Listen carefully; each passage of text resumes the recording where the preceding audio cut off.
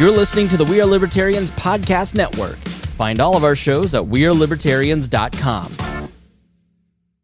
The We Are Libertarians Network. Learn more at wearelibertarians.com. How do we want to do the order? Welcome to the Boss Hog of Liberty podcast. This is episode number 449 of East Central's favorite podcast. Jeremiah Morrell here, joined by executive video producer, audio engineer, and the man that makes this show sound as professional as ever, Mr. Zach Burcham. Clearly not Bones. I can't engineer the idiot out of it. My God, Bones. It's so well timed. It was literally on my cue. He doesn't have headphones on. He has no idea, but it was literally on my cue to go, hey, can I screw this up? I start tapering the music back. He's like, what order are we doing this in or whatever? You usually go, okay, we're going live. It is true. I think you Let's did. blame Zach. Yeah, it's Zach's fault. So, with that, we're going to do a great podcast. Mr. Bones, somebody stole your chair. That's fine. Forrest Plank, welcome back. Thank you. You're looking very good in your Boss Hog hat and your PFG. I know. You're starting to learn how to dress. I'm working on my Jeremiah Morrell starter kit. Listen, bad things happen when you try to emulate me. Kaleb Buchanan, you're back for your second appearance. Yeah. You're in an official. Sucker. He said, I'll come back. I said, watch this. We'll be back really quick. There's some timely news that we have you on for, and you're going to be here for the duration.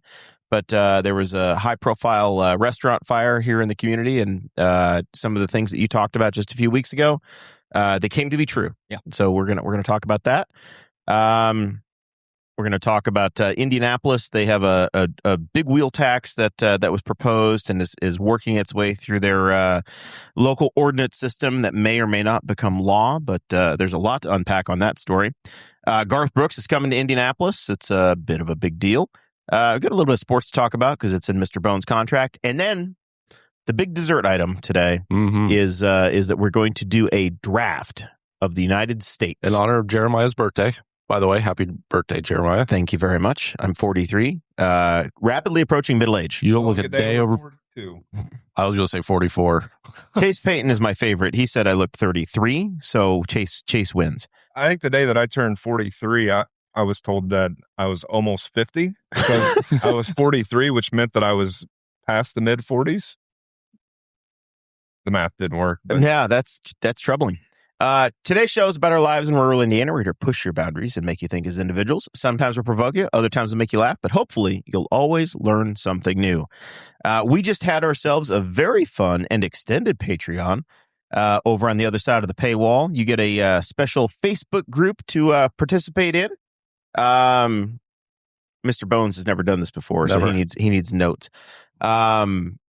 I can't compare, so No, that's true. this is his thing. Don't try to steal his Yeah. it's thunder. a shtick. Now, rules. if you're a patron at any level, you get the show notes dropped into a special Facebook group that you get to be a part of. You get bonus content, pictures of the things we do, incriminating photographs of Zach Burcham.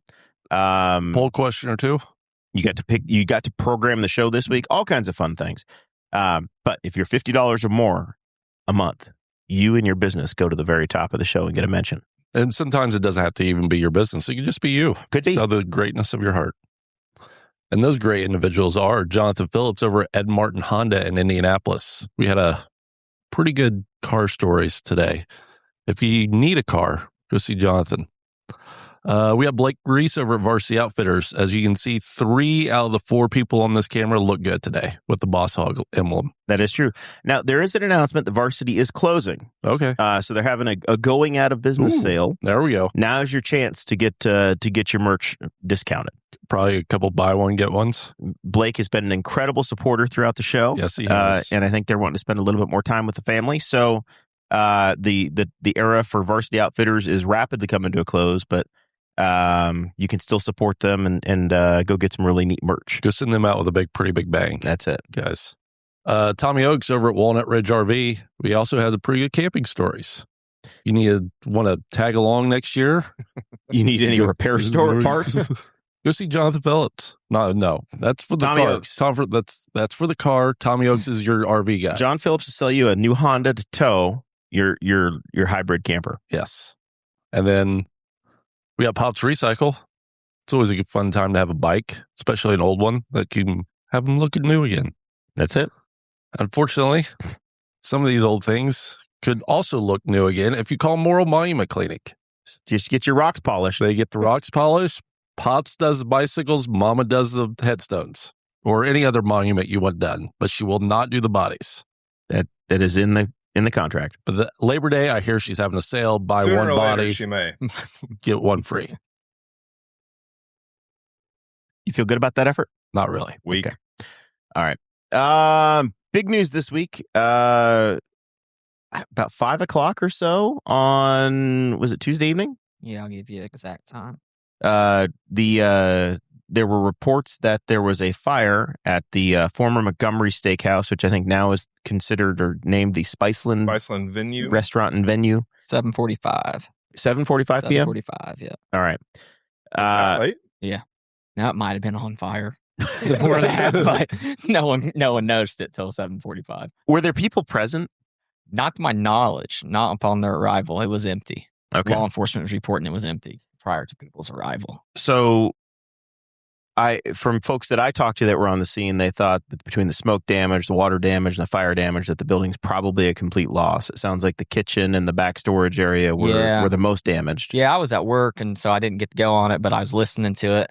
And obviously I talked to everybody after that night and then the next day. And the kind of gist I'm getting is was isolated in the back. They think it was more in the kitchen area. So you drive by, you look at the front, it looks great.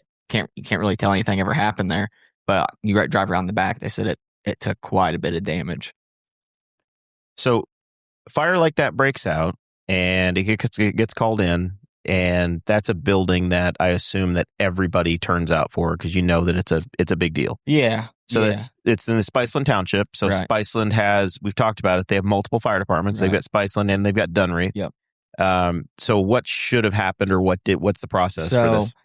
Really anywhere out in the county. I'm not exactly sure how Newcastle operates because they have 3 firehouses and staffing and all that. But like if there's a fire in Knightstown, usually the initial dispatch is Knightstown, Spiceland, Dunreath fire, no matter what. If it's reported like a business or a house or structure, you'll get Knightstown, Spiceland, Dunreath. Or if it's more towards the county line, we'll get, Knightstown, Charlottesville, Shirley, kind of play that off. So how it started out was the initial dispatch, I think, was Spiceland, Dunreath, Louisville, Strawn, and then immediately Spiceland got on radio and said start Knightstown to that. And so you have 4 departments coming right away, and some people are like, why do you need 4 fire departments? Well, it's volunteer. I mean, one fire department could roll out with 1 person, depending on if anyone's around. They could roll out with 6 people. It varies. So kind of my view on it in kind of the world around here is I'd rather have everyone and their brother come in and I get there. If I don't need them, send them home. Yep. But I'd rather have them come in. You want more hands than not because you can't go back and get them. It's too late. No, in fire, it's time matters. Right, yeah. Every minute a fire goes without being touched by water, it doubles in size. And so you want to get water in the fire as fast as possible because if you don't, it's going to be a long day or a long night. And it sounds like they had a long night, which a building of that size, and I mean, to my understanding, they hadn't really changed the inside of it. Big vaulted ceilings. I mean, void space everywhere. I think it's in that attic space. It's just going to run. I mean, it's just going to take off. So Spiceland made a post. They said they got mutual aid from Dunreath, Raleigh, which is northern Rush County. Good job, Mr. Bones. Thank you. Newcastle, Strawn, Knightstown, Louisville, Shirley, Cambridge City. Yep. And then there were pump trucks, I think, and ladder trucks that came from some of those communities. Yeah. I think Raleigh and Cambridge City sent a ladder truck. Yeah, why does Raleigh have a ladder truck? I saw a picture. Raleigh's They got a have hell of a fire department. They've got like Really? 4 firehouses out there. Yeah, they've got Why? a ton. Grain bins, man. Grain bins. I guess. I don't know. They cover a ton of square mileage. They've got northern Rush County. So I saw that photo and I saw the But ladder. time. I can imagine that the Rushville probably uses them to help out I with the guarantee major I guarantee with it. the major Bring that buildings ladder that they down. have on between Diamond or that whatever the pet food factory is Yeah. and Intat. Intat. Yeah, when I saw the picture of the ladder truck, I just assumed that it was Newcastle. Yeah, and I read no. Raleigh down the side. I was like, what the heck Raleigh is this? brought theirs and Cambridge City brought their ladder in. A lot of people were called for manpower. I mean, I think they were running tankers and stuff, mobile water supply. There was a hydrant, I believe, that they hit. But like Raleigh's like the tanker capital of the world for fire trucks. They have, like, this exaggerated, but like 30,000 gallons of water on wheels, So if you need water and you're worried about it, start them right away. You're going to get a ton of water. We rolled out our 2 trucks that we took. We had 10 people go. So we really, our main job there was manpower and just help fill rolls and, attack the fire.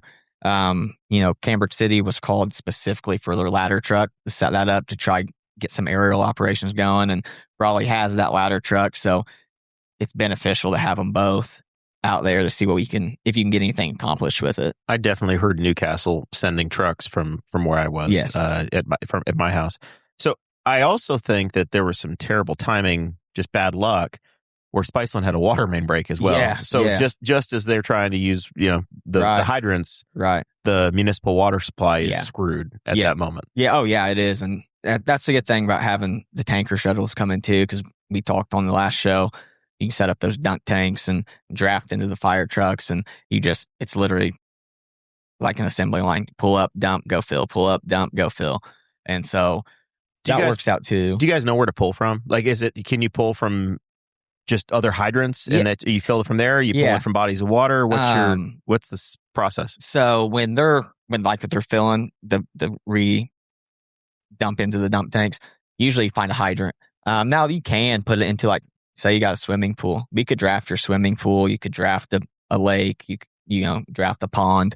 Most of the time, you'll find a hydrant if you don't have body of water right there that you're able to hook into and go fill, and then shuttle it back and forth and back and forth. You just get an assembly line and one dumps, they go fill again until someone tells you, hey, we're good. We don't need any more.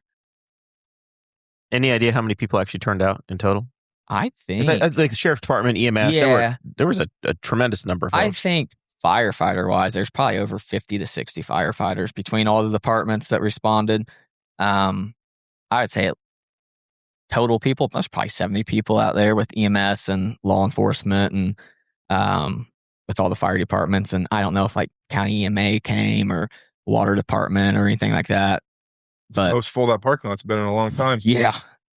It's at the same time they had a truck fire though too at 109, right? That was the next day. Yeah, that was next yesterday. Okay.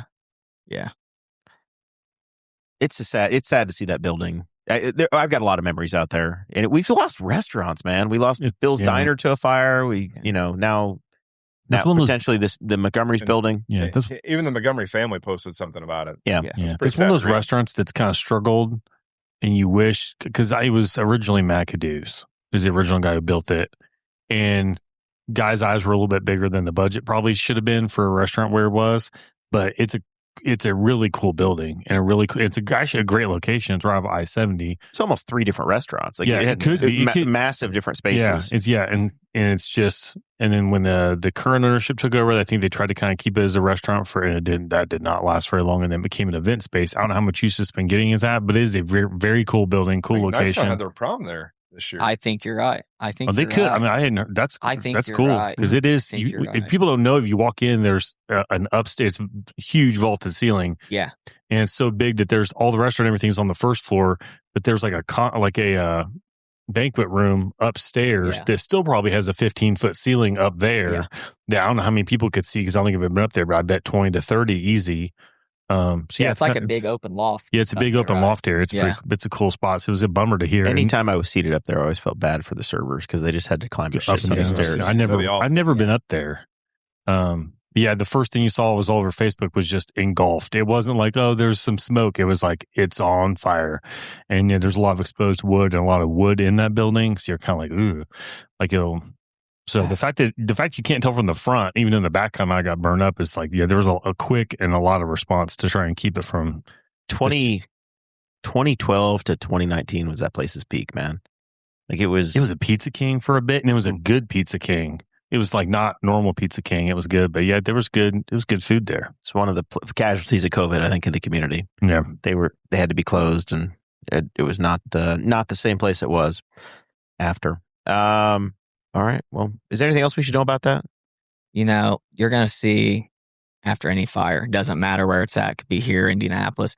Bunch of armchair quarterbacks. They did this wrong. They did that wrong. They did this good. They did that good. Nothing's going to go perfect. So I just want to say, from what I heard about it when I listened to, I think they did a good job. They did what they could with what they were dealt with. It was a dangerous situation. I know at one point that they had to sound the evacuation horns to pull people out. They had some collapse in the back. So I think the big win, it's terrible the place caught on fire. And if it is a total loss, I hate to hear that.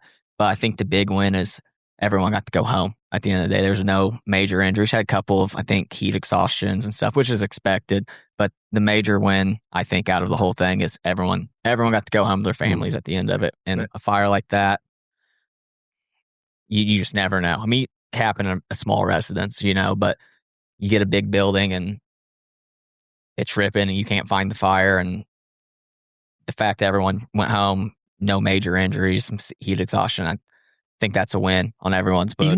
Even if everybody responds perfectly, having that many different departments and they don't all know you don't know who's showing up till they show up, to even have any level of coordination. Yeah. It sounds like it's an incredibly, especially when it's dangerous, people can be killed if they're I can only imagine trying to manage a situation like that. When, like I say, it's not like, oh, look, this one department showed up. It was 6 departments show up. You don't know. And for the volunteer departments, you don't know who's showing up. 80% it could have been 6 volunteers. people. Yeah, volunteer. Yeah, you could have, like I said, you could have 2 people go, 1 person go. You have 10 people. You don't know all these people. You don't know their experience level or what they're comfortable with. And I think at the end of the day, it doesn't matter. You can teach someone to do something or say, hey, spray water here. Yeah, you might have guys operating equipment that they weren't trained on that piece of equipment even. So. Right. And so that's tricky for them too. I think that plays a role in it, is you have all these different departments that, you're not getting together all the time. Be different for fighting a fire once a week with each other all the time. You start getting to know each other, but people retire, new people come on, people come and go. It's very hard. It's you try to make it a controlled chaos, and your everyday is difficult. First aid, right? You're going out. Yeah, the majority of the time you're turning out. It's not for a fire. Right. It's rare. It just doesn't happen as much as it used to. So I think for everyone that went and just how chaotic it could have been, I think they did a pretty good job. I think, kudos to them. That's a hard fire to deal with a building that size and not knowing what you have coming and getting people started. I think good job. And for those folks that say, you check Facebook and immediately while it's burning, they go, oh my God, this is an insurance thing. Right. I assume that there will be an investigation by the state and state fire marshal's office. Everyone has an idea of what caused the fire, and they'll call me, hey, was that an arson? Dude, I don't know. State fire. And if I do know, I'm not going to tell you. If you're my best friend, I'm not going to tell you. It's not my job. It's not my job. It's state fire marshal's office. They're very good at what they do. That's why they do what they do. So wait for the investigation to come out. If they find it to be suspicious, they'll let you know. If they find it to be accidental or electrical or whatever, they'll let you know. So it's easy to jump on there. You read that and you're like, you have no idea. They think we know. In the heat of the moment, we don't know, nor do I care. I do not care what the cause is. I want safety. I want it to get better, extinguish, and I want it to go out. And at the end of it, we'll let the state fire marshal's office come in and do the investigation. If they need something from us, we'll let them know. But you're not going to hear it from the fire department, or you shouldn't. You shouldn't. That's very dangerous to just go out and start airing information. So I would encourage people just wait and see. You can have your theories and ideas, but let the state fire marshal's office do their job. It's not going to happen fast. It takes time. They got to go through, try and find stuff. And you got to think, what type of damage is in there? Are they going to be able to find a whole lot with the damage? How hot did it get? I have no idea. When my market caught on fire, state fire marshal's office came in and investigated it, and there was a ton of damage. It was very difficult to kind of pinpoint. You had I was helping with the investigation. We were sifting piece by piece. This is the grocery in Knightstown? Yeah, we were. The old pick and save? Yeah, the old pick and save. The state fire marshals came down that morning, and I think fire came out 5 a.m. He was there at 9. And he was one piece at a time. So he could, it is a lengthy process, and they're very good at what they do. So let them do their investigation. And then if it turns out to be suspicious or a crime, it'll be public knowledge. If it's not, then you probably will never hear anything about the cause. So don't usually release that unless we know right away. A lot of times my press releases, even if I have an idea of what the cause is, I'm not going to put what I think because I can't prove it yet. So it's under investigation. So a lot of people are like, why aren't you telling us? You're not being transparent. It's not my job, man. It's not my job. I understand you want to know. I'm just as nosy as you, but I'm going to just say it's under investigation until I know. You say one thing and your name's on Channel 13 News. Kaleb Buchanan said it was this. And you have a deposition to go to. Yes, and all these people are pissed and he said this, that's not true. I'm like, I just don't have the energy for it. So I just always put it's under investigation until someone tells me differently. Very good. Oh, Mr. Zach, you get to travel to Indianapolis for your day job. Yeah. How are the roads? Garbage. There's not a safe lane. Like there's bad spots on both lanes. I still keep driving down to State Road 3 on my way out of town and just curse myself every time I get down there. Like, why did you come this way? Because the part that's not been fixed yet is rough and awful. But yeah, 70's still not. There's sections that's frustrating that's falling apart and they fix one section but not the other. And it's not stuff you can avoid. It's not potholes. It's lane-wide breakdowns of the road. So not good still. So you're talking about state-managed roads. State-managed roads. I'm only on a city street in Indianapolis for maybe a quarter of a mile. They're not good at either. You go West Street? No, I don't have to go downtown. I'm on the east side. Oh. Unless you were in Old Meridian. Yeah. Roads are shit. No, the last time I drove, I drove to Speedway not that long ago, and I had to go down 10th Street, and I wouldn't want to do that in the dark unless I knew exactly where everything was. I mean, for a number of reasons. Yeah, true.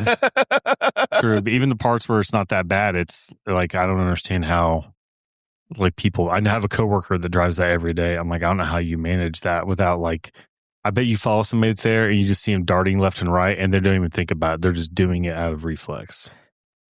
Mr. Bones, you drive this every day. I do. You guys are both commuters, where you don't live in Indianapolis and pay taxes in Indianapolis. You're takers. You're one of those people that I do that makes your money in Indy, but then you sleep in a bedroom community away, Rush County or Henry County. Yeah, because my office is in the ghetto. And I can't afford to live in Indianapolis, or at least any place nice. Yeah, I was going to say, there's places we can afford to live in, Indy, but it would be... I'm not doing it. Yeah. So the city of Indianapolis, the city county council, has an ordinance or a bill, to put it in layman's terms, to raise their wheel tax. It hasn't been touched since 1990. Which is before Kaleb was born. Yeah. I think it's everybody else's lifetime, but I would have been 7. I was a year. I was 10. So I don't even know if you were a sperm yet. I might not even been a sperm yet. Were you born in this century? So this would take the wheel tax from about $20 per car. I guess the basic lowest charge is like $7.50, but the average automobile pays a $20 a year wheel tax in Marion County. This would take it to a flat fee of $100 on top of whatever else you actually pay. So if you register a very premium car like Forrest has, or a Toyota like Bones has, you have this $100 tax. So an extra $90 or $80 is what you're going to pay. And then if you happen to have a camper, right now you might pay a $40 wheel tax. They're going to take it to $240. So Zach, your excursion plus your camper would be about another $300 a year just in local taxes if you lived in Marion And my County. excursion, would be, it's not super close, but I think it's the cutoff for the $100 is 11,000 pounds gross, which means a lot of guys with 3/4 ton trucks and stuff, they're probably would be getting into a higher bracket as well. Yeah. $240 for a 7,000 pound camper. That if I lived in Marion County that and doesn't run every day on the here's roads. The thing, it doesn't run every day, and 90% of the time you're towing it to the nearest interstate. And 99% of the time, let's be honest, Marion County, you're leaving the county. You're getting the hell out of You're town. not camping in Marion County unless you're at the Speedway. Unless you're at the Speedway Or the State Fair. Yeah. So anybody else, you're going to the nearest interstate. Maybe you're like us and you hate the interstate, so you don't go there. But you're leaving the county, so you're not Yeah, you're not tearing the roads up. So this passed on July 6th, so earlier this week, in a vote of 14-10. Every Republican voted no. I think 4 Democrats voted yes. The mayor has said that he's going to veto this. So to override the veto, they would need 17 votes yes to put this tax in place. I wanted to have this conversation with you guys about the fact that they've never come back and revisited this in 35 years. So that's an issue right there. That's their own fault. So they've never done it. But this massive increase is because the General Assembly, Jim Pressel is interviewed in the Indianapolis Star, or had their comments from him. He's the chairman of the Roads and Transportation Committee in the General Assembly. They basically said, hey, we have this matching program where cities like Indianapolis can go get more money, but they have to raise the money. So there's a match. Indianapolis will have $50 million made available for their local roads every year, but they have to bring matching money. So $50 million this year, and then it's going to scale up to like $60 million, $70 million, $80 million to continue to get that 50 every year. So they will have an extra $100 million coming back from in the 2 state. years. $50 million a year from the state, but you have to have a match. So you have to have local revenue. To do that, they have to go to this wheel tax because the state says, we're not going to give you any more money unless you pull some in yourselves. So the state it's the same thing I complained about when I ran for the county council of, hey, it's a local optional tax that you have to do. Just like school referendums for the local schools. Correct. Pressel said, I'm trying to help them help themselves. This is coming. We're giving them the tools that they can use. That was House Enrolled Act 1461. Is this like community crossings? No, this is separate. This is just for Marion County? For Marion County. So where's the state money coming from? The state budget, from your gas taxes.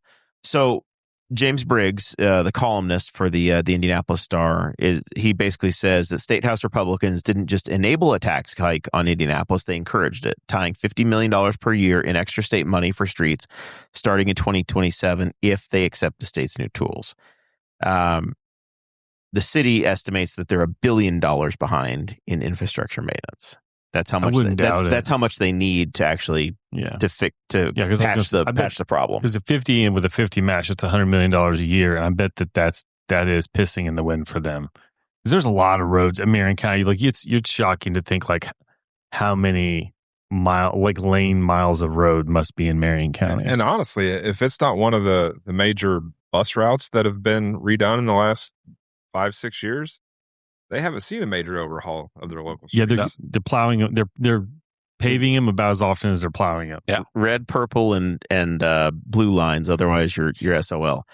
So Briggs is saying, hey, the state Republicans said that this should be what you do. So the local Republicans should vote yes to match what the state had done. And if they do that, then they can override the governor. Any predictions on how this is going to go? It's not going to pass. I don't see anybody. You don't see 3 Democrats flipping to get it to move? Not unless they change the number. But man, that incentive of, hey, if you do this, we will give you $50 million. That's a lot of motivation. It's also a lot of motivation that you have. How many millions of people living in Marion County? At 800,000, something like that. Okay. Almost 1 million people come after you because you've now raised their. Yeah. Yeah, I mean, this was the interesting stat I looked up. The NDOT maintains 29,000 lane miles. That's the Indiana. Marion County has 8,400 lane miles in just Marion County. So they have like over a quarter. Henry County has about 800 miles. About 800. So yeah, 800 miles of roadway. And this is an article from last year, but it said that Marion County, though, only gets state funding for 3,400 of the 8,400 miles. So there's 5,000 miles of lane miles of road that they don't get any money to maintain. There's a lot of roads in Marion County. I mean, there's a lot. If you just think about really bad ones. Oh, yeah. Well, you just think about like in a lot of towns, there's like usually like 1 or 2, like a 4-lane highway that rolls through town. That's like our Newcastle State Road 3. And you think in Indianapolis, there's a whole grid of just those. Yeah. And you're not even down to surface streets. That's just like every neighborhood has like a shadeland or a post road, which is like they're a mile apart. An artery.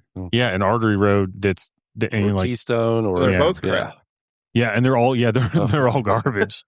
Like Henry County would have county roads, like a grid. Marion County, those are major thoroughfares that the county roads. So the only good street in Marion County is Meridian Street from downtown north to the governor's mansion. Even past that, you have to get to Carmel.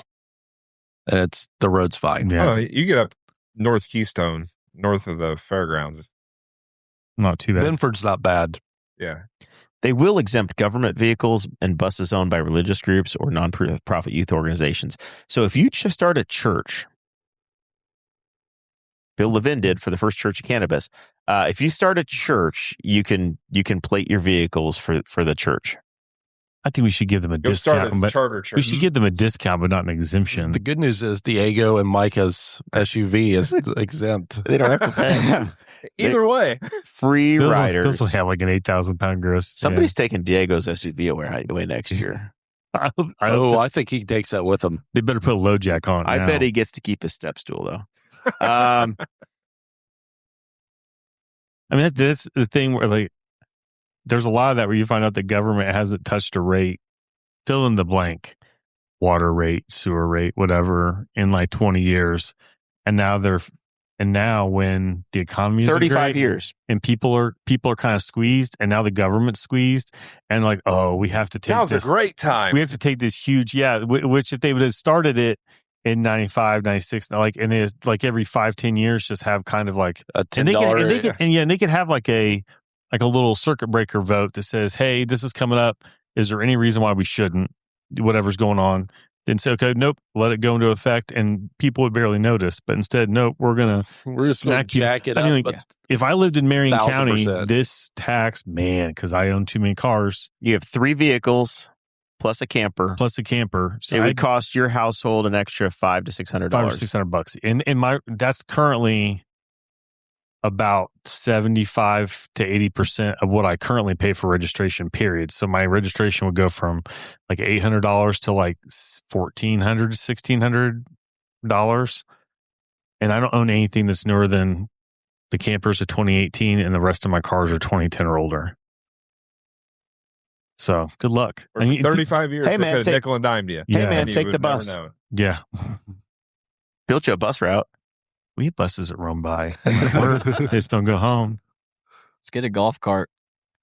I don't know if you I would not want to drive golf. Wait on the golf cart wheel tax, Kaleb. Just got a whole weekend living the golf cart life, and I would in Newcastle. There is no way in hell I'm driving a golf cart in Marion County. You would die. First of all, they'd find your golf cart, and they'd be like, who's driving? Why don't I know? Because my body's 75 yards away from where the golf cart is, because I got hit at 80 miles an hour. Or we could bury it in probably one of those potholes. Yeah. Oh, my gosh. Yes. Because the whole car just folds over. August 3rd, the 25-person council would vote to override the proposed veto from the governor, from the mayor. Did the mayor say what they need? 17. He said no since the beginning. Like to any hike? They're not going to get 17 to this proposal. Yeah. Maybe they find a compromise and they say, hey, we're going to do it, but we're only going to do 150 instead of $200. If they would propose something that, hey, over the next 5 years, we're going to stair step. Do like 5 or 10 years. Well, the problem is that they're not going to get all the state money, right? They have to do this to get their $50 million in match, I assume, is the reason why they chose these numbers. It wasn't arbitrary. They have to raise 50? They have to get $50 million in match in the beginning, but then to continue to get the 50, by the time they get 4 years down the road, they have to raise $80 million a year. Okay, can they be petty though about it and exempt municipal and county vehicles, but not exempt state and charge state vehicles? State can just register them in a different county. Yeah, let them try. The state of Indiana is at whatever 200 West Washington Street or whatever the location is. For convenience, it's at the BMV office in Winchester, Indiana. Yeah. It might take them a year to figure that out. They'd have to have some poor sucker processing all those changes to get it done. It would cost them money somehow. It would take them 10 years to figure it out. This is the classic, and it's a different way of doing it. That's a fun game that they've created. The state loves to create a tax and then put a gun to your head and tell you, come on. Use the tax. The show is 9 years old. It's a story as old as the show's existence. They'll take the most fiscally conservative person, just have them saying, Oh, is it turned off? Yes, turned off. Love to raise taxes. Yeah, just everybody on the everybody on the Marion County Council Just love to raise taxes. Yeah, I'm glad I don't live in Marion County. Garth Brooks has announced a new tour. Did you guys see this week? Yes. Is it a tour if there's only one city announced? Well, the first city he's Indianapolis. He's going to be coming to Gainbridge, Bankers Life, Indiana, Conseco Fieldhouse. August of this year. Tickets go on sale, I believe, on Friday the 17th. Who is trying to buy tickets? Anybody in this room? Nope. No, Mason is. Nope. Caleb, you're not going to go? Nope. I thought for sure you'd try. Nope. Not for $154. I've been twice. So hold up. If you can find a concert for $154, $154 a ticket, you might want to jump on. Yeah, that. not Garth. I went in 2017 and all in. Garth Brooks sells all of his tickets at the exact same price in the building. Whether it was a stadium tour or this, he doesn't sell premium tickets. They are just, you get what you get. And it could be front row, it could be nosebleeds. 2017, I did it, and I went back and found my Ticketmaster confirmation. I paid $64. I paid like $304 for 4 tickets. It was like $64 a piece, all in. I think I went in, 94, 95, and I think it was $27 at Market Square Arena. Mason wasn't even alive yet, was he? And then I went back to the Yum Center down in Louisville in 2015, and it was 50, 55, something like that. Did he say who's prices, with him? No, you don't want to announce that. I think it was like Dan and Shay when I was there last time. If it's Dan and Shay, I'm definitely not. So when I went to the Yum Center, it was when Garth and Trisha were co-headlining the tour. Trisha was sick that night, so it was 2 hours and 45 minutes of Garth. That was worth the money. Yeah, I mean, I would be. I'm not complaining about going to see Garth Brooks. I followed Garth Brooks to Baton Rouge. First of all, it's a non-starter for me because it is like the prime baby week for our household. So come on, it's your birthday. I just love tickets. Say, see you, honey. Yeah. If you start having contractions, just hold it in. Just let me know. Cross your legs.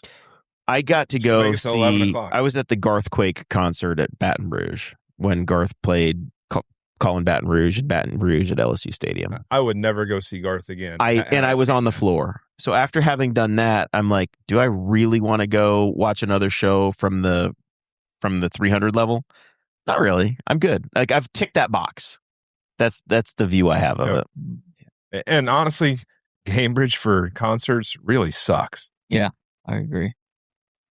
Well, I've never been to a concert. He could sell the place out 8 times over. Yeah. Last time he did 5. He did 5 shows in Indianapolis, and they all sold out. So I'm surprised he's doing Cambridge and not Lucas Oil or something. So this tour is going back to his arena style stuff. So these are going to be, I'm sure, the United Center or the Yum Center or whatever are going to be the places that he plays. It's going to be NBA arenas, hockey arenas, whatever. That's what this is going to be, and it's going to be going back to the style of what you saw in the mid 90s. I think is what they're trying to do. Yep. I think if you've never seen Garth and want to see Garth, $154 is not bad. No, it's not, because like you said, most concert tickets anymore, you're spending $100, $150. Yeah. I mean, I would take it back. I might go see him, but if I'm going to see him, I don't want to see him in the nosebleeds. Like, I want to see him close. I want to sit. So would you away. jump into the Ticketmaster line and see what you get? Will you buy them no matter what, and then be like, no, I'll sell them to somebody? I'll jump in and see what I can get. And if I'm like, nah, but I don't want to sit in the nosebleeds and see him. I don't. Now, if it was Dan and Shay, sure, I'll sit in the nosebleeds. I don't care.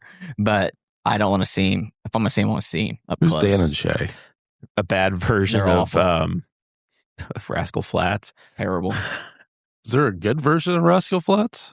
Rascal Flatts is not great. This is worse. This was a bad. They're really this is bad. like Temu.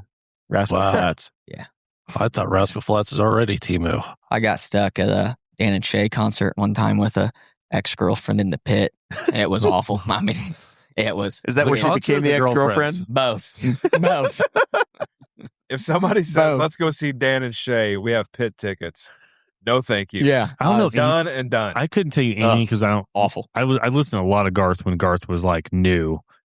just the name Dan and Shay, I want no part of that. You think it's guy and a girl, right?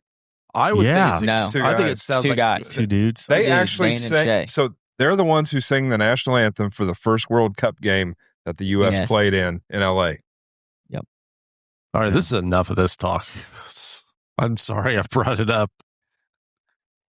They're not good. Okay. Don't If see Hank them Williams, you know, if you didn't get them, and then Hank Williams Jr. opens for him, what the hell? Both seats. True. Are so- You're going to be. True, there's true. that risk of it could be a Hank True. concert, He's not and you don't opening. know. He's not opening. I'm going to see Hank next weekend, and I think the 7th that week Where are you One going County for? It? Fair. we are going to Bingo. we're going to Grand Rapids. Last year I'd sent Rushville Iowa Elks, believe State it or there. not. We're going to Grand Rapids, Michigan for this. He's going to stop by the Gerald Ford Library on the way. We're going to make it a trip. Yeah. We're going to make it a trip. I can't wait until Hank Jr. hits the time that, like, I remember being a teenager in Knightstown and David Allen Coe playing at Friends and working at Post Hardware, seeing the tour bus setting out front, thinking, what is this guy doing playing at this bar? Hank is on his way. Yeah. I'll still go to the bars. Okay. Gallagher was at the whatever the hell the home healthcare place is now on 3 that's next to TSC when it was between Brooks Harbor, Yeah. I think it was Yeah. called. Gallagher had a comedy show in there one time. Yeah, well, That's Afro the- Man was just over here. Yes, Yeah. it was. 38 Special was at Spiceland Where Grill. was- Yes. Yeah. Yeah. Where was Montgomery's. Afro Montgomery Man at? Gentry was there too. Where was Afro Man at? The old Stedigers. Really? Yeah. Yeah. I like to just see him walking out to his car. Yep. Talk about a guy he's won a lawsuit. He's hilarious. I like to see what his suit look like. How, was he there after Lemon Pound Cake? Like very recently? Like after the It was, trial? It was pretty recent. Yeah. Yeah. We did not receive a press release I from think the folks at it was Sneds. like Yeah. Memorial Day last year. Yeah, it was pretty recent. Oh, okay. Well, not since the Not since the trial. lawsuit. No, no, 'Cause no. the lawsuit Okay. was All like, It was yeah. after. All right, Or fair enough. before, I mean, yeah. Sports. Forrest, I was at your house for the start of the final. Ty Herndon played at the Spiceland Grill, according to Kevin Ritchie. Ty Herndon. That's a 90s country movie. That is. Something about a moon. Ty Herndon, there was a moon song. I remember the name. I don't remember any We're going to song. put them in the Dan and Shay category. No, I Ty know Herndon was I don't know okay. who the hell we're talking about.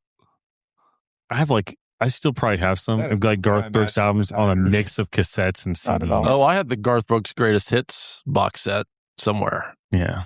The early stuff was really So we were good. talking about Pick and Save earlier. I bought my first Garth Brooks cassette at the At original Pick and Pick and Save. Oh, yeah. I stopped listening when he got the alter ego. Chris Gaines. Don't Chris shit on Gaines? Chris Gaines. He's actually good. Just don't expect Garth. Alter Ego? Yeah, he had a rock. Chris Gaines, Oh yeah. my gosh. Yeah, he had a rock and roll alter I'm not- ego. listen, country music is a blind spot for So me. that's the thing. That's Is the that thing. was his He non-country lives in music Rush one. County. It is definitely a blind spot. Yeah. Don't ever It's see like it. changed his hair and everything. It was like an SNL skit. If you see like the album The- cover, you're like, this isn't real. And then eventually he like came back Oh. to being Garth, but What's the shaving when you just grow the hair right underneath your lip? the soul patch. Yeah, that Garth Brooks with He that. had like, didn't he have like long hair? Like it was like long and straight. Like it was weird. It was awful. At least it looked like an SNL skit. Like if they'd have had him have like an emo rock alter ego thing. All right. Country music was not Ty part of my Herndon childhood. had 3 U.S. country #1s. What Mattered Most in 1995, Living in a Moment 1996, and It Must Be Love 1998. He had a song called Steam in 99 when I was high school time, and that was but that was number 18. So there you go. There's your deep cut. He looks like the country angel, the magician, Angel. Chris Angel. Yeah. Chris Angel. Yes, look like. mind freak. Who's the stud in the black shirt? I think Ian's talking about you. What? Yeah, I'm in a blue shirt. It's got to be talking I'm about you. gray. Why, thank you, Ian. Even though I did not like your somewhat run on Strava this week. I would like a Christmas gift, though. World Cup. Forrest, I was at your house for the Yep. start of the American game. Yep. My wife said we can leave after the first goal. I said I don't have that much time. We had stuff to do on Monday evening. Was not America's best performance. It was not. They didn't even picked show the up. wrong night to have a bad game. 27 million people watched. They just didn't even show up. They never got off the bus. It was a bad night. 0 heart. So we got down 1-0, went down, tied it, and said, okay, there's some life. And then within 2 minutes, I think the Americans were still celebrating, and the waffle people put. Yeah. So it was Belgium, wasn't it? Yeah. So where is that? So never even heard of it. You never heard of Belgium? No. Heard of the waffles. I just thought it was like someone's name. Just thought it was a variant. Yeah, I've never heard of that country. So the United States scores. I go to the restroom. I come back. It's like, holy shit, the waffles just took the lead again. That was a bad. What's hilarious is there's almost no doubt that Belgians don't eat waffles at all. That's like not even like a European thing that they would eat. Just named it after them, like French fries. It was. I hear they have lovely waffles. They're just not what we call Belgian waffles. Yeah, I don't doubt that. That was the most soccer I've ever watched in, I don't know, who knows how long. And it was an extreme disappointment. The third goal that they scored, our goalie was at midfield. I don't know what he was doing. That's when I turned it off. I heard because I don't know that much about soccer. I heard the goalie had a real moment, but it was not good. It was not a good look. Yeah, I heard he like tried to throw it, that didn't work. Tried to kick it, that didn't work. Like just things were not good. He just kept getting further and further downfield. Yeah, you got. I played goalie in high school, and you got to watch that. Like anytime I see a goalie out, I'm like, oh, you're risking it because especially at that level, any of those guys could put a shot on goal from anywhere. It might not go in the air into the goal, but if the goalie's not there to stop it, and nobody else is either, those guys could chip off and kick a 65-yarder off the ground with no problem and have it roll in. So it's not like hockey where the goalie will come out and they'll cut off the angle. Soccer, that goalie comes out. No, you are screwed. Yeah, the goal's 10 feet wide. So, if not more. What's enough about USA soccer? But hey, it was fun.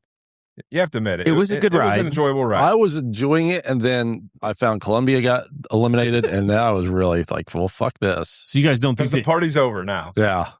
So do you guys think Mexico's gone? Presidential meddling in the soccer had anything to do with it? Didn't happen. No.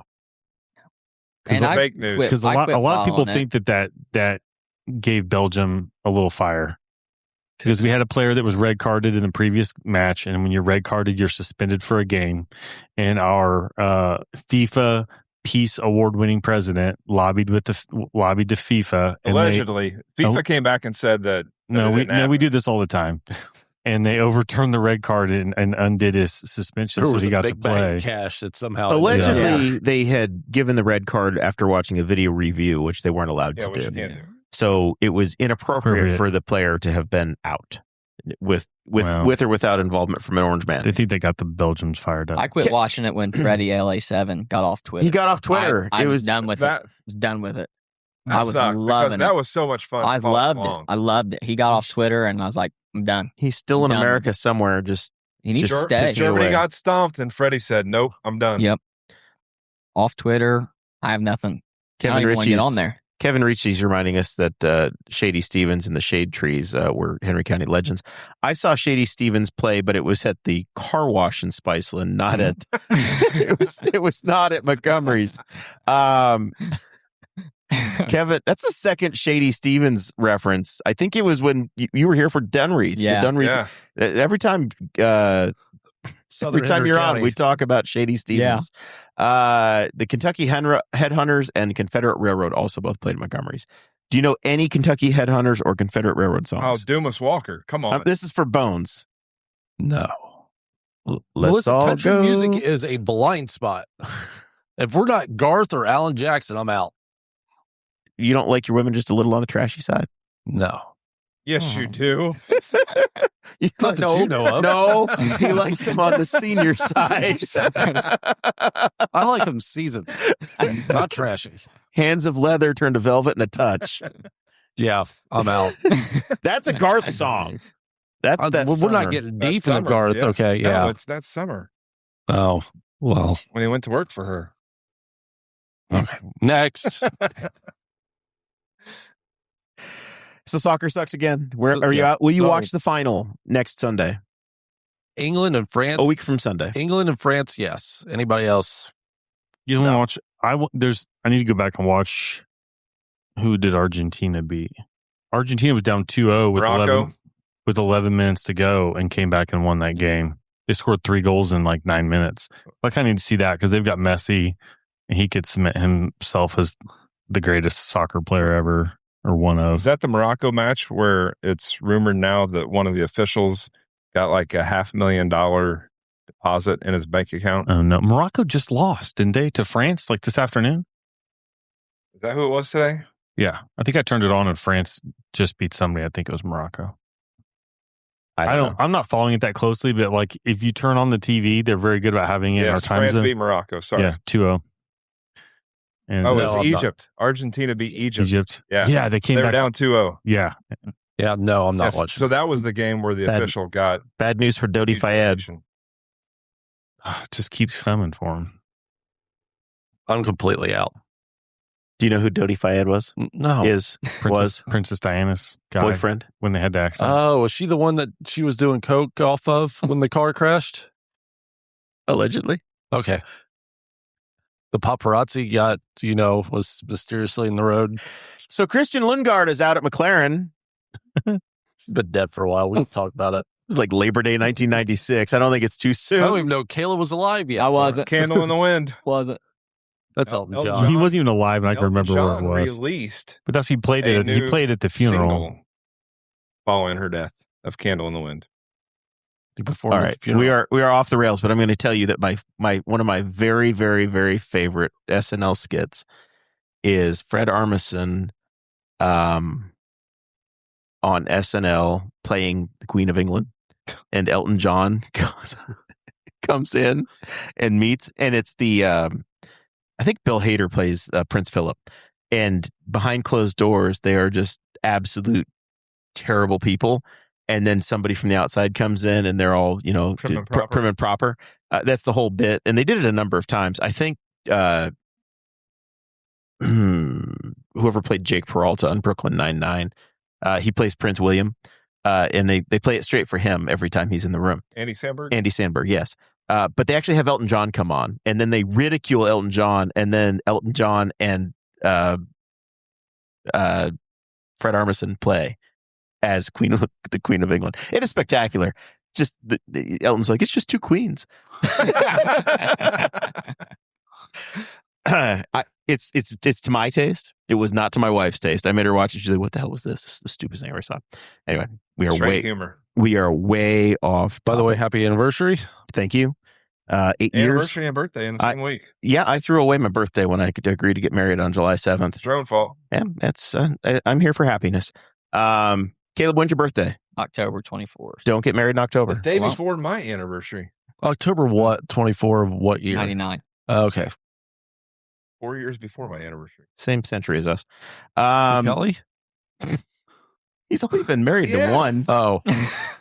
The rich just kind of throw them away. Everyone. So often.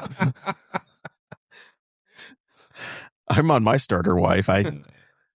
Zach, you're still on your OG? Yeah, I'm on my first. You guys don't play in Forrest's tax bracket either, though. No. I mean, he towed my broke down truck into his rental motorhome. With the rental motorhome. Check Patreon. Because his Lexus was around the corner. Yes, it was. with his golf cart on it. It was idling. Christian Lundgaard been fired by McLaren. They made the announcement that it's been rumored for a couple of weeks. Scott Dixon and Indy 500 winner Felix Rosenqvist. Siegel's out too, right? Yeah. Well, no. Everybody knew Stolen Siegel was going to get let go. His $15 million a year check wasn't enough for McLaren to say we're going to keep you because they can replace him with Felix Rosenqvist.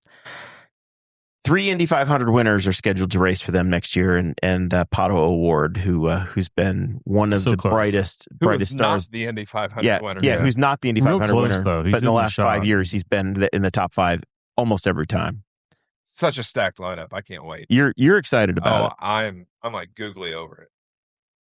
I'm not. I'll tell you why I'm not. Because I bet Forrest is a lot higher up where he works than I am where I work. And I've heard so many interviews with Tony Kanaan trying to explain his way around this, because without a doubt this year, Christian Lundgaard's the best driver at Arrow McLaren, and they cut him loose. And going into the race weekend, Christian had told the media, I believe, that he's not allowed to talk to any other teams, because at that point they hadn't officially announced that he was fire driver. He's like, I'm not allowed to talk to any teams right now, but everybody knew he was on his way out because the rumors were up. And then they finally said over the weekend, like, oh yeah, he's allowed to talk to other teams. I was like, I wonder if they just did that because it was like they were being shamed for how they were treating him. But this team burns through drivers like no team in the sport. They burn through signees. They like to sign drivers. They don't really sign them. Yeah, a lot of them don't get to drive, but even the ones that get to drive, they start to. I've forgotten about David Malukas, Teddy Porkchop, Teo Porcher. Who's the guy that got the concussion? Oliver Askew. Yeah, Oliver. They cut him loose with a concussion. Hinch is kind of part of that, but that was like 3 administrations ago. So the best part is that the team puts the names on the wall of all of their winners, and they show Johnny Rutherford as a winner for McLaren, Pato O'Ward, and Christian Lundgaard. They completely delete the part of the team history before McLaren was associated with it. So even though James Hinchcliffe won in Aero cars that look like Pato's car now, James Hinchcliffe's wins, Simon Pagenaud's wins for that organization, they don't count them. They're just not a part of it. Yeah. So we'll see. I hope that Christian goes. I'm not a big Christian fan. I hope he goes on terror this year. I hope he just finishes out the rest of the year. Hope he wins the championship. Yeah, that would be fantastic. Because I really want to see him go take Dixon's seat and just absolutely wax the field next year. It's real dangerous. I mean, like in one of the interviews, Tony said, "Hey, I could be mean. I was like, I could sit on him until all those seats are gone, but we're letting him go, whatever." But then he had to joke that he's like, well, we signed Malukas, look how well he's doing, and we signed Rossi, and look how well he's doing, and we had Rosenquist before. Everybody in the front row of the Indy 500 this year had a McLaren contract at one point. Yeah, they're really good at signing talented drivers. They just don't drive for them. Yeah, it's just I am excited to see the lineup because those 3 guys all are good guys to be fans of. I think that Rosenquist is a glue that binds them together, because I even saw I was at a Speedway gas station, a Fissel Fuel, and they had a bit. The IndyCar drivers were on the promo TVs, and they said, "Who would be your road trip if you had to pick one other driver to be on a road trip with?" And every single one of them said Felix Rosenquist. Like, he is wildly popular in the paddock amongst other drivers, and I think that he and Scott Dixon will develop the 2028 car really well, so it might give Aaron McLaren a jump into 28-29 with the new car. But yes, so fast forward 3 years when you have Tony and Scott Dixon as your race strategists for the team. It's gonna be so much fun. I can't wait. Sure, we'll see. Yeah, I still think Alex Palou is going to beat the hell out of him for the next decade. It's good. He probably will. These are good stories. Will. The thing he's got to be hopeful for, and he is killing it, is that next year his team's going to be a toss-up. It has become this thing that's been very obvious the last couple of years when they put the aero screen on the car and stuff. That suddenly a good driver or a great driver just becomes like kind of good to very good because the car just goes away from him. It's just not a car that's built. And so I'm curious to see if the 28 car varies enough from the current one to 12, 15, 18, UAT, whatever car that they have now, and if it's still in his wheelhouse. So Fox has the World Cup. The World Cup final is going to be a week from Sunday. IndyCar is going to have green flag at Nashville 6 minutes after the World Cup broadcast ends. Well, and the viewers, they're expecting 30 million people are going to be watching the World Cup final. That's the preliminary estimate. So IndyCar, if they can hang on to 5 million of those viewers, it'll be the most watched race outside of the Indy 500. All right, Mr. Bones, you have programmed the next segment of this show. Yep. This may be your masterpiece. This may be your biggest disaster of all time. We don't know yet. They could go either way at this point. So we will give credit that you stole this idea. I stole this idea. Shout out to Trap Draw. From the Trap Draw podcast. Yes. Which I've listened to. We went down the rabbit hole and they talked about the band. Yep. And their episode about the band is spectacular. I enjoyed that. So they did a draft of the 50 states. In honor of America. In honor of America. And I said, okay, you said the presidents. I'm like, we said the presidents, and it was like, well, the presidents kind of sucks. Yeah. But we all know the states, and I said, "Listen, We could do the. we could do this. We could do this as the Indiana counties because for Boss Hog, that's very appropriate for us." 92 of them. It was going to take a while. We were going to dedicate ourselves because I was like, "Listen, if I can hear Bones try to explain why Orange County is better than Brown County, my week will be made." Well, Orange County's got the casino. I mean, but that literally means we would have gone through 18 rounds. So we're going to go through 10 here, and we're going to do our best. It's 18. It's 8:34. I would still do have a dream of going to another place before this night is over because it is my birthday. So let's come up with an order. All right. Well, I just put one in the chat in here. So we're going to go Zach, Kaleb, Bones, Jeremiah, Forrest, and we'll snake draft it. Absolutely. All right. So all 50 states are on the board. All 50 states are on the board. You can use any criteria you want to pick these states. All right. And then Zach is okay. Well, Zach has just wiped off Hawaii from the board. He went P1. Whoa. Support yourself, Zach. Yeah. Zach likes isolation. 50. It's two things: tropical, strategigic, militarily as well. Okay, but we're lacking far away. We're lacking natural resources. Not much for a farmer. No, It's your first draft pick. All right, they farm there. Kaleb, you're on the clock here. Who's your top state? I'm gonna go. He's Googling what are states. Most popular state. I'm taking Texas. Damn. Wow, desolate country. Texas. Explain yourself. Yeah. Well, don't mess with Texas. All right. Okay. I probably would have gone with oil. Yeah. You got oil, and that's Oil. about it with Texas. I mean, Cowboys. Okay, you got not the Dallas Cowboys, but you he's have just in it Cowboys. for the boys. Somewhere you could live 4 months out of the year. Yeah, The other 8 months out of the year, I don't want to be in Texas. but I mean, here's the thing. Okay, here's the thing. Barbecue, Texas. I mean, you're not going to go hungry. Okay, it's fantastic. The lone survivors from there, Marcus Luttrell. So we're going to be okay if shit hits the fan. I ain't got to worry about nothing. We have it's There a are a lot army. of guns in Texas. It's a lot of guns in Texas. So I'm going with Texas. Okay. They lost a draft there for like 2 weeks. Bones. Are any of the two picks that are gone off the board? Is your board still intact? Absolutely. Absolutely. If this is going to fall to me at the third pick, it's a no-brainer. I'm taking California. All right. Why? Well, yeah, you can live there all year round. You have the ocean. You got mountains. You got the central that grows about everything in this country that we eat. You have the tech capital. You got the tech capital. We got finance. We got people. I'm taking California. Okay. Well, I was going to take California. You sniped that on me. I was ready for California Peyton to be Manning my has state. fallen to the third slot to me. I have a lot of choices here that are very good. I like wilderness. I like lakes. I like vacation spots. Michigan. I am going to take Michigan as number 4. That's it's an a really economic good pick. Powerhouse. Water wars are going to be a thing here soon, probably. I think Michigan is a killer state. There are some others on the board that I don't want to mention because I've got another pick coming up here in about 2. I really, really, really thought you were going to steal a state from me. But I'm not gonna. I have some other options out there, but I'm gonna my P1 is gonna be Michigan, and I feel not as good as Bones should, but I feel damn good about Michigan. Michigan's a good pick. New York.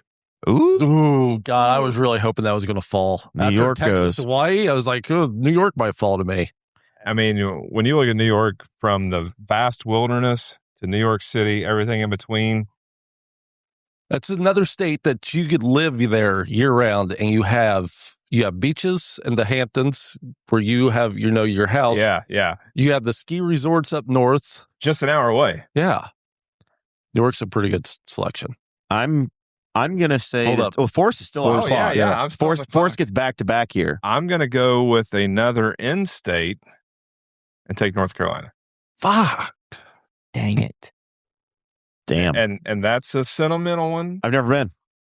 You've never been to North Carolina? Nope, never been. Another state you can live 4 years. 2 states off this board that I've never been to. I mean, you can hit the climates going from east to west, flat and coastal out east, Beach and mountains out west. Beautiful state. It's got some sketchy history. It does, but you get in that triangle area, Raleigh, Durham, and Greensboro, Charlotte, Chapel Hill. That whole area. Like your college basketball is pretty stacked. And it's a tech center. I am going to say that I'm going to take the neighboring state. I'm going to take Tennessee. I want the Smoky Mountains. Another sketchy history. I want Nashville. East Tennessee and West Tennessee are two different states. I want the barbecue out of Memphis. I feel very good about this. The people are a little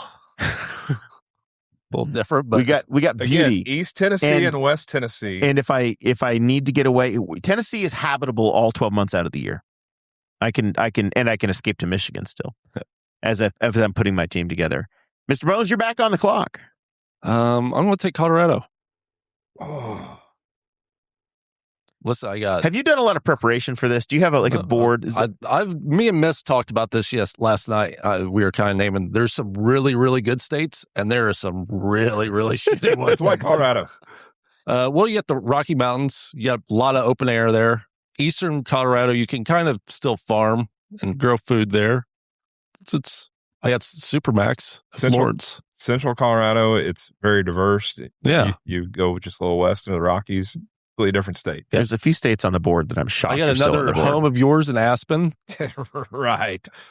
I'm just taking from the Hamptons to Aspen. You got one for me? I'm taking Florida. Oh, see, there's one I thought was going to go. Ooh, Florida. Wow. Yeah, I mean, here's the thing. That's a reach. He's just a golf boy. When he takes Alabama in the third round. I do like Florida, but that's the trailer park of the states. You've got beaches, you've got nightlife, okay, and then you have endless, for podcast, Florida man content. True. It's endless. Got Gators. We got Gators. We got plenty of old Daytona. People. Yeah, Tampa Bay Bucks are there, so I'm going Florida. Seems fair. They are your team. My guys. Zach Burcham. Alaska. He's going for everything. It's not.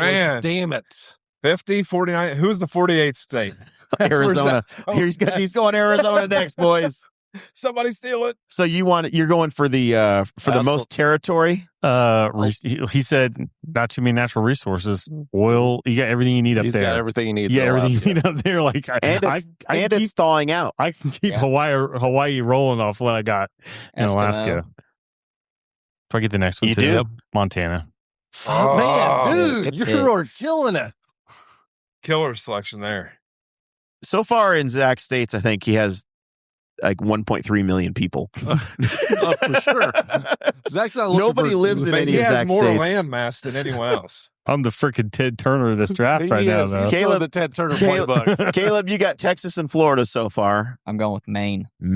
He's going for the national park. Maine. You just got like Acadia. sketchy people, don't you? Maine, dude. Listen, lobster. I don't eat lobster. Don't like it, but you don't like lobster. You don't like salty ants, right? Exactly. They have lobster. It's the scenic. Okay, it's it's cozy. I mean, no one ever messes with Maine. Yeah, because there's some weirdos that live up there. Exactly. Leave me alone. What is it that they call bartering? Dickering? I don't know. It's Canada's. I think it's down home dickering. It's Canada's ball sack. Bones, what you got? No, that's Detroit. Bones, what do you got? You chose Michigan. I did. I'm going to take another state with a lot of higher education. I'm going to take Massachusetts. Really? Boston's a fun town. Boston is a fun town. Massachusetts, we got all these higher education schools. That's a wee bit liberal. Well, you got to have one. I think I misspelled it in there, but we know what it means. Yeah. I'm going to go. I like to party. All right. I like vacations. This is a reach. I'm waiting on this. This is a reach. I like party. I like places to go kick back. I still like my lakes. I like my woods, and I like my brandy old fashions. Wisconsin. Whiskey. I'm going for the Big Ten teams, man. You're Big Ten country right now. I'm right there. And plus Vandy. We'll take Vanderbilt. Forrest, you're on the clock, back to back, baby. Washington. Ooh, that's a good pick. You have deserts, you have mountains, you have tech, you have coast. It's a really good pick there. I hate to say that about Forrest, too. Well, what's your next pick? I'm back up again. Folks, thanks for listening, by the way. We've got 15 more minutes of the draft to go tonight. By the way, we're going to post Let's this. go Georgia. Georgia. Wow, that's a reach there. Is Georgia, it? yes. Is it really? The people. Bones Hey, Bones really Bones. doesn't like the South. Hey, Bones, you gotta get your cheap labor somewhere.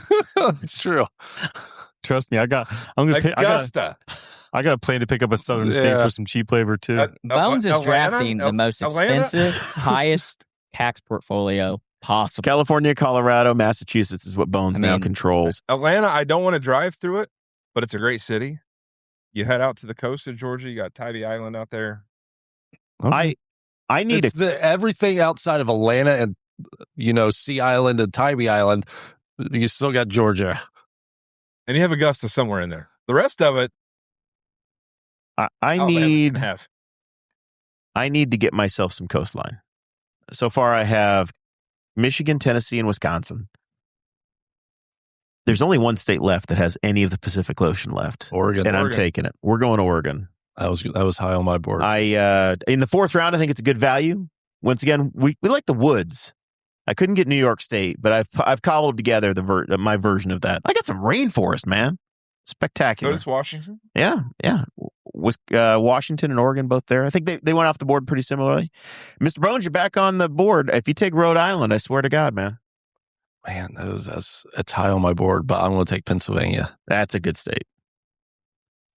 We've got, we got a lot of history right there.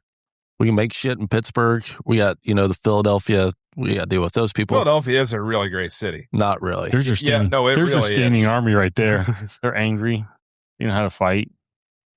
Caleb? Louisiana. Wow. Louisiana. Man, that was next on. Really? Was this just for food? Food and culture. So Mardi Gras. You don't like lobster. I'm guessing you don't like crawfish. No, either. I don't like any seafood, but the Mardi Gras, why wouldn't you want it? Well, because it's Louisiana. It's warm. No, it's like America's armpit. It's great. Next to Mississippi. I would have taken it too because you control the Mississippi. Control the Mississippi River. Yeah. Zach, you're on the clock. Back to back here, buddy. That was the one. That was your southern state. Yeah. Well, Mississippi's sitting right there, buddy. Yeah. Come on, take it. 50th in education. I'm not wasting Mississippi. a high pick on that one. You're almost halfway. I'll take Virginia. Ooh, man. A lot of history there. A lot of not great history either. I just said history. A lot of presidents. Let's see here. Now, you guys do have a draft board. Hopefully, you followed my instructions and you. Jeremiah and I are keeping it going here. If it's red, it's been taken. I told you to download Google Sheets. This is your fault if you can't. Well, wait till you start not having your states available to you. Zach, the clock's going to run out. I'll tell you, I'm just going to control the whole area. I'll take Maryland. All right, I'm going to have the government. He got Baltimore. You want the Colts back, Caleb? You got the whole Chesapeake Bay. Not quite. We're in the fifth round, everybody. Nevada. Ooh, you got the gamblers. He's got the horse. Nevada. Take Nevada. You're taking all the shitty states. You and West Virginia. We're gonna have a good time. I swear to God, Mississippi and West Virginia are high on that board. I see Alabama in its future. All right, Bones. What you going? Give me Rhode Island. If you're gonna leave it, I'll take it. You really took. You want the Breakers? You want Newport? I'm taking all the four Folk homes. All right. Well, Bones left it on the board. I'm going to take Kentucky. I have the bourbon, man. Ooh, that's still a reach. No, man. That's a good state. Outside of Louisville and Lexington, you still have Kentucky. I've got Cole. I got Appalachia. I've got all the culture. I got Tyler Childers and Dwight Yoakam, man. And Hazard County. I'm good. I got Pike County, Hazard County, Rowan County, Muhlenberg County. I can know my horses. I can name 110 counties in Kentucky for you. I got the time. Forrest, you're on the clock. Give me Utah. That's a damn good pick. Ooh. Land the national parks. That is a damn good pick. Utah's a damn good pick. North. We are officially halfway, by the way. 25 gone, 25 to go. Our home state of Indiana is still on the board. Shocker. Just for the record. Forrest? Let's see. How about Wyoming? It's a good pick. A lot of national parks. That's a good one. That was on my list and one I had considered right around the time I took Kentucky. Because you get Yellowstone, you get the Grand Tetons, you get some really cool spots. One that's still on the board that shouldn't be, and I'm going to fix it right now. I'm going to take Arizona. That was the other one I was looking at. I've got the Tech Corridor, I've got the Grand Canyon, I've got Sedona, desert, and I have some desert. And you have everyone who's moving out of California that doesn't want to live in Nevada. Man, look, I got the London Bridge, bitches. Okay, I'm setting good. Mr. Bones, you want to complete? You going to Connecticut now? You just going to take all of the We're New going to leave England? Connecticut alone, but give me Ohio. Jesus, just straight from the bottom of the barrel. All right, the first shithole nation is off the board. I need some Where's more your food. buzzer, Zach? I need some more food.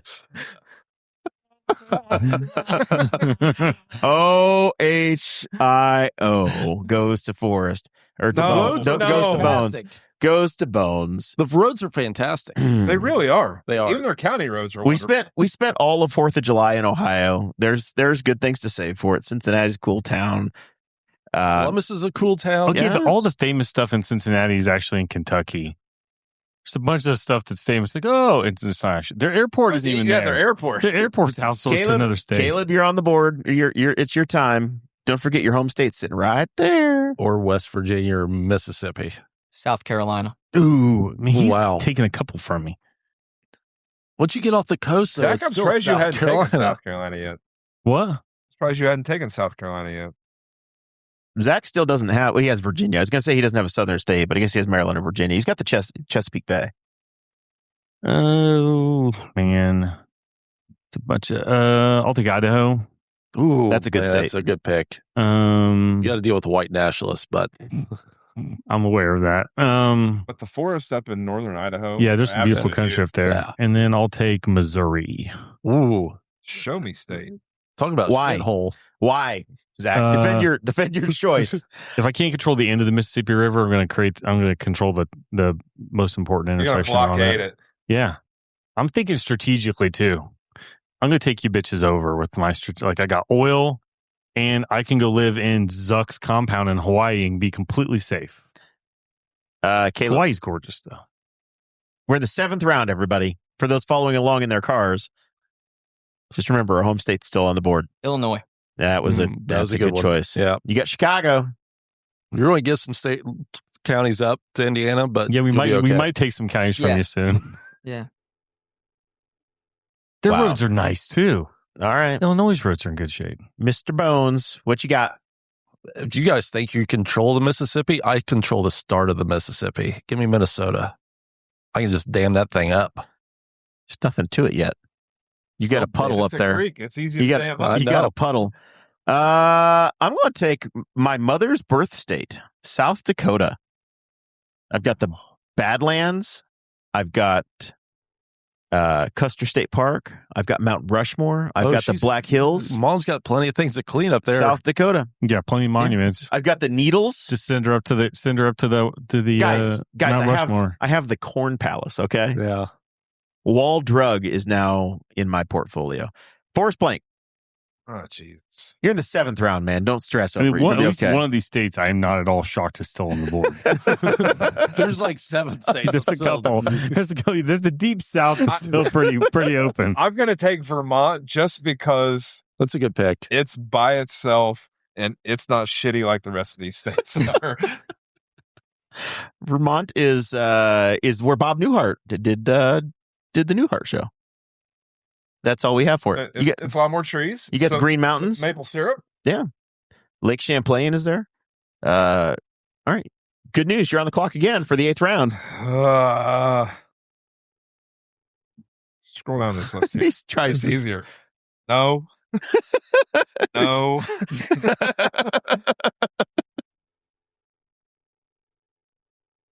Alabama. Why not? Wow. All right. So you want to explain why you find value in Alabama in the 8th round. Because of Forrest Gump. Or I was going to say NASA. Cheap. gullible. It's not Mississippi. That's the one that I'm not sure. That might go last. All right, this slander Mobile is over. This is the biggest value pick in the history of value picks. The great state of Indiana is going to be mine. Loser.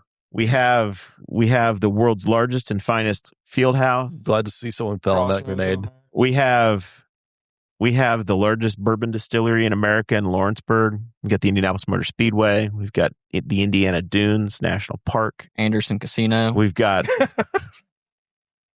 Uranus Fudge Factory. We have Laurel twice. We have 2 Uranus Fudge factories. Two Uranus. Would that be Urani? And the beautiful, luxurious highway that is Interstate 70 running coast to coast across the state. Just TikTok that. He's going to turn into a toll and the road. Great Blue River. Mr. Bones. I'm sorry I took Indiana away from you. I'm stuck between 2 here. I have plenty of land up there. Give me Nebraska. What's the reasoning? Give me all that corn. I need to feed some people. It's good enough for the Oracle of the Midwest. It's good enough for you. Kaleb. 8th round pick. You only have 3 left. You're running out of options. What's our goal with this? Where do you want to post this? Let's post this just on the main page and have everyone vote for it. All right. Who has the best draft class? Who has the best draft? This is not going Patreon. This is going Gen Pop. Yeah, Gen Pop. We're doing it on the Big Show. Let's put it on the Big Show page. All right, Kaleb. 10. Say something. 9. Oklahoma. 8. Wow. Not what I thought he was going to do. Have you watched any TV show about Oklahoma? A bunch of tornadoes. He's like, you know what? I feel like I need to get dusty. Ooh, he has no explanation for why. I just like it. He's just not going to Oklahoma. You know what? I get Driller. I Going get for the Tulsa. Driller, baby. Hey, Garth Brooks is from Oklahoma, people. Yeah, Come on. That's why I picked it. There you go. All right, Zach, you got 2 if we were back-to-back dusty here. enough in the panhandle of Texas. I'm going to take West Virginia. It's got some downsides, but it's a lovely state to drive through. And I'll take Great rafting. Yeah, I've been there. And I'll take Connecticut. We'll find it. It's a little northeastern. There's rich people live up there. There are a lot of rich people. There are a lot of rich people in the 9th round, Zach, I don't think we can pick on you too much for taking Connecticut. In the 9th round. Kaleb, you're on the clock again. Oh.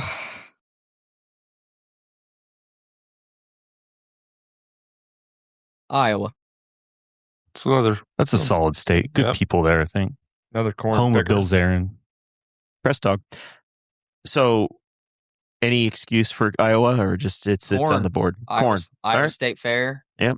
Butter sculptures. Yeah. Isn't that the world's largest truck stop there? Yeah. And I-80 truck stop. Yeah. They have got windmills for miles. You had to erase We drove pick. through the Henry County hellhole on the way to the track, because if you take 36 to Ohio, you're in the middle of a solar and wind farm. That's not Henry Randolph County. County. I know, but like It's what Henry County fears. but Henry County just feared. This is their arch That's the nemesis end of the to world, the east. yeah. Yeah, the end of the world there. Because you're in the midst of both. It broke your starter. And no, it didn't break Ohio did that. It didn't break till I got to Ohio.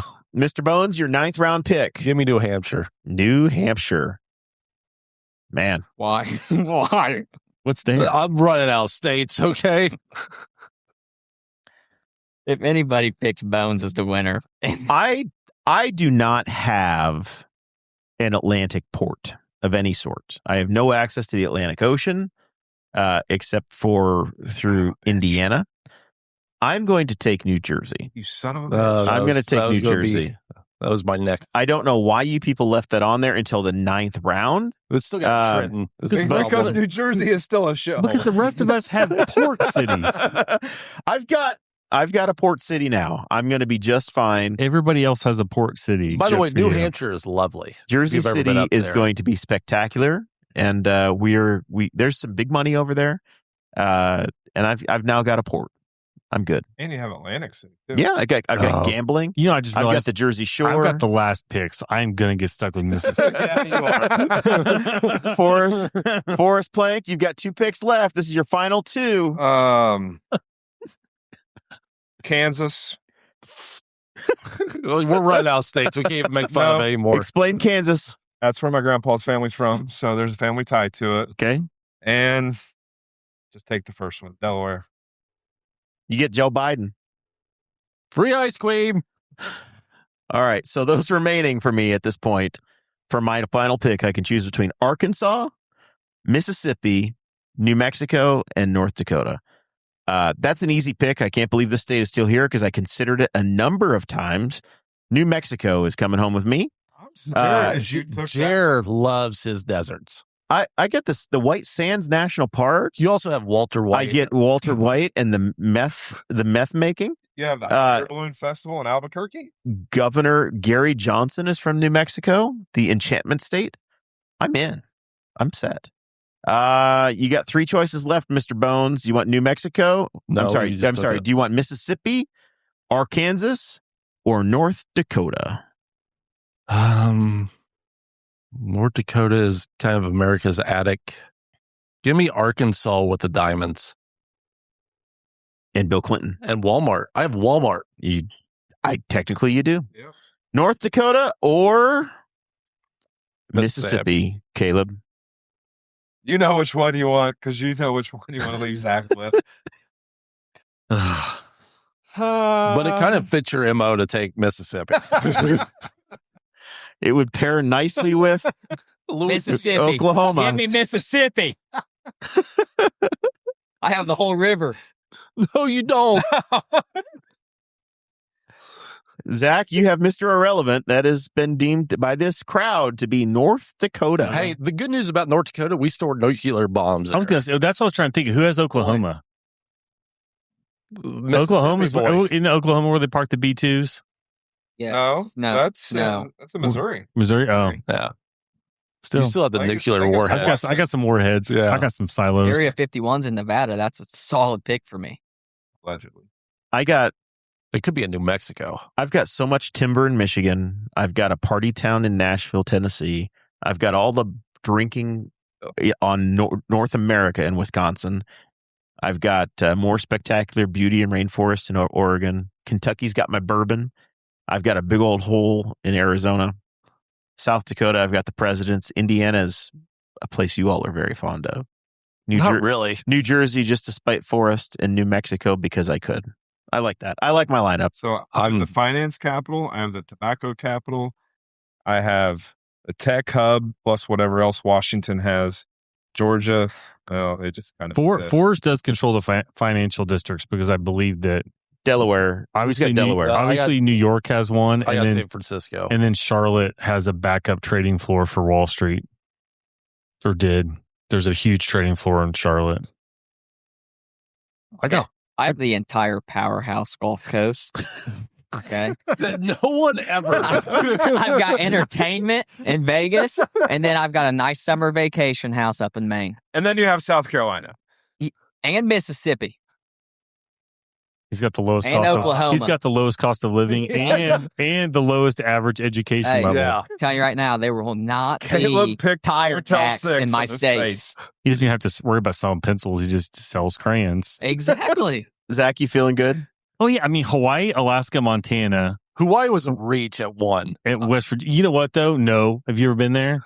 It's Beautiful. gorgeous. It's gorgeous. And if you're thinking about like forming like a little, it's strategically, it's perfection. You're kind of halfway in the middle. Anybody's going to do anything to you, they have to plan way ahead. You've got the entire Just ask Pacific. Japan. You got the Pacific Fleet You there. can't feed anybody there, but You got got- pineapples. If there are 2 picks in the first round that people are going to question, it's yours and mine, Zach. Michigan and Hawaii in the first round. Yeah, I don't think Michigan in the first round blows my mind. I don't think Michigan's that bad of a pick. No, I 'cause it's like industrial. I Not like today. it. I think Michigan's got a lot of potential. You've got the I mean, potential for It did industrial. in 1930. I mean, potential first rounders were California was obviously number Yeah. one. I would put Michigan in that category as one. I'm really surprised New York New York's fell definitely a to one. number 5. Colorado would be a one, and North Carolina would be a one. North Carolina went as the 6th pick. 5-6. Yeah. And I took Tennessee at 7. I think Tennessee is also a damn good choice. It was a reach at 7, but Well, it wasn't going to be there when I got back at I think it would be. in the 3rd when I had to take Wisconsin. I think it would be. Good segment, Mr. Bones. I think Bones' lineup of California, Colorado, Massachusetts right in a row. That's a pretty good pick. Yeah. As bad as I hate to say it. Yeah, people like to shit on California. If California was there, I would have taken that Yeah, one. I know people like to crap on it, but there's a reason why so many people live there. Yeah. It's a really nice You place. got everything you could want in America is in California. Yep. Every single thing you want. Desert. The water is a bit of a problem. We're going to have water It's a wee issues. bit cold. Cold. The water? Oh. Like The Pacific Ocean. yeah. Yeah. That water. The fresh water. The fresh water. The fresh water. a I'll little have bit an issue with. non-existent. But as a 5-tool player, your first draft, you got to take the best player available, and that's California. Final thoughts, Mr. Bones. Got nothing. Just remember to vote for Bones in this polling we'll post this week. Zach Burcham. I don't have much. Oh, show's next Tuesday. I'll jump on Jeremiah's thing on that because of me again. But I went to for anybody that's familiar with Aaron Dickens' dad, the art show at the Art Center. I think it's already was open, but they had the reception today. And Jeremiah and I both stopped by there before. Lots of cool stuff in there. It's start from left to right, though. I learned that after I'd already gone right to left or go clockwise. But go check that out and see what's going on over there. And other than that, stay cool. This weather sucks. Kaleb, thanks for being here. Yeah, thanks. Glad to be back. Had fun. Thanks for the entertainment. Hey, you you're didn't know where fucking Belgium was or any of these states. Or any of the good states, anyways. I would definitely. It's the encourage Knightstown you education, to vote. folks. Absolutely, it is. Vote for me. Hey, now. Talking about votes, Knightstown has the special election coming up. Pay attention to that. Caleb's please. pitched the idea of us doing a special broadcast from his garage in Yep. Knightstown. Yep. Maybe on election day. Ooh, that'd be Yep. fun. So pay attention to that and get out and vote. Please get out and vote for that. Don't neglect it because I think it's a pretty big one. It's a very important race. I think we will probably try to schedule the candidates to join us on here. And it is a man-to-man, hand-to-hand combat kind of race because it's going to be 100. If 100 people turn out for that special election, it's going to matter. Mm-hmm. Every vote that you cast may be 1% of the vote. Yeah. It's a big deal. Forrest Plank, thanks for being here. Yeah. Thanks for having me again. You surprised me today. I know. You Yeah. ghosted us. I know. So you going to join us? It was all a ploy. Yeah, he was just ignoring us every time. It was all a ploy. That's Because fine. in case we didn't mention on the big show, happy birthday, Jer. Thank you. I appreciate it. Thank you. All about Jeremiah. It's his anniversary and birthday all in the one same week. week. I can't have 1 week to myself. No. Sarah, why did you do this? Could You have had. created a monster. Could have had. Should have timed it better. I could have taken the week off. Could have timed it better. Had the baby in this week also, but no, let's not Just take away delete from my Jeremiah. birthday. Just delete my birthday completely. 4th of July was great. Enjoyed that. I heard that the fireworks happened at Memorial Park in a moist way. Yeah, but they did go off. America's 250. That's a big deal. It is a big deal. It's really cool. It's so minute though compared to all of Europe. Or compared to the rest of the world. In Belgium. No, wherever we are that is. as a continuous society. We are the longest enduring democratic republic in the history of the world. In spite of ourselves, as John Prine would say, we are still. By God, we're still trying. doing it. We are still doing it. We're talking about elections. Our little experiment has flourished and keeps on growing. We are our own biggest critics, but we still have the opportunity to be our own biggest critics. And there's still no better place in the world to start to go to work every day and become wealthy like Forrest has done. Like you can do it. You too can achieve it. The American Have you dream. seen all these people over here for the World Cup? The American dream is possible. That is global wealth. Yeah. Well, I mean, only the best you would of the know best that. for those folks. Yeah. We will be back on Tuesday. Mr. Bash Kreider, Esquire, will be with us. He's got a cool announcement that I think we're all going to be excited about. So with that, we say thank you very much. We'll be back in just a few days. Cheers. See ya. See ya.